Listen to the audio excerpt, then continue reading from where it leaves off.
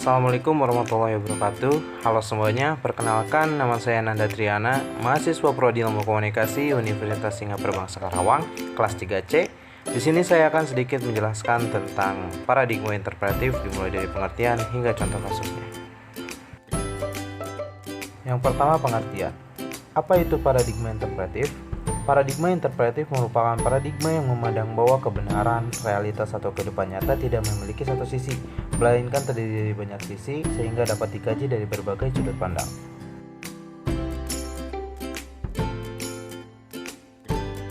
Dan paradigma interpretif sendiri tumbuh berdasarkan ketidakpuasan terhadap post-positivis yang dipandang terlalu umum, mekanis, dan tidak mampu menangkap keruwetan, nuansa, dan kompleksitas dari interaksi manusia.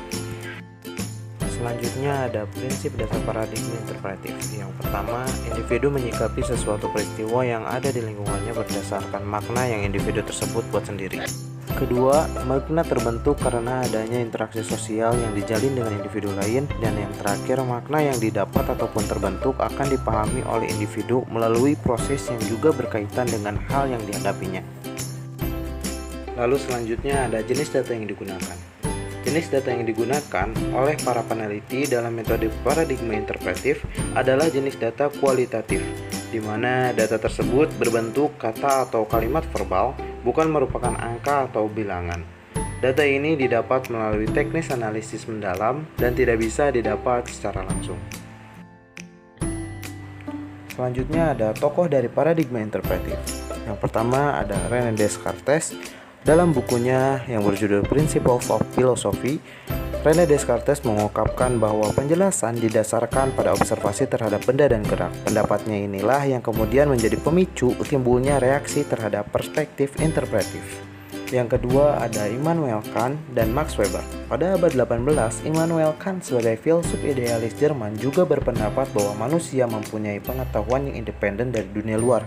Idealis inilah yang mengawali semangat ilmu sosial dengan mempertimbangkan subjektif dan intuisi. Namun gagasan ini sempat redup dan kembali lagi pada abad 19 oleh Max Weber yang mengatakan bahwa metode positivisme dalam ilmu alam tidak tepat jika dipakai sebagai pemahaman.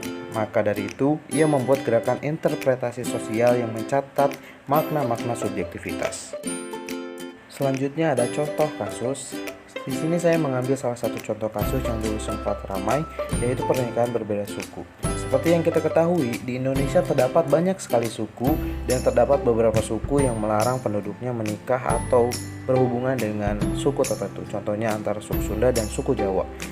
Jika dilihat dari sejarah, hal ini sudah ada sejak kerajaan Majapahit yang konon dulunya pernah berseteru dalam perang dengan kerajaan Pajajaran.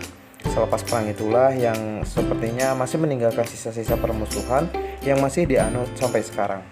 Mengenai hal ini, jika dilihat dari sudut pandang agama, terutama agama Islam, dilansir dari akun YouTube Bahja TV, Ustadz Yahya Zainul Ma'arif atau biasa disapa Buya Yahya mengatakan bahwa pernikahan beda suku boleh saja dilakukan karena tidak dilarang oleh Nabi Muhammad SAW.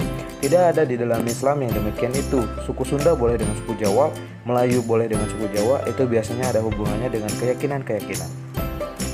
Kesimpulannya, dari contoh kasus tadi menunjukkan bahwa jika suatu permasalahan diteliti menggunakan paradigma interpretif, akan muncul banyak kebenaran yang muncul dari berbagai sudut pandang.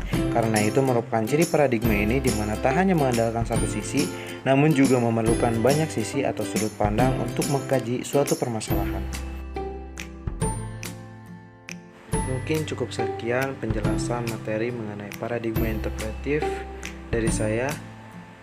Saya ucapkan terima kasih kepada Allah Subhanahu wa taala dan juga kepada Bu Eni selaku dosen pengampu mata kuliah Filsafat Komunikasi. Dan tidak lupa saya ucapkan terima kasih kepada kalian yang telah menonton video ini sampai habis. Jangan lupa like, share, dan subscribe. Sampai jumpa di video selanjutnya. Assalamualaikum warahmatullahi wabarakatuh.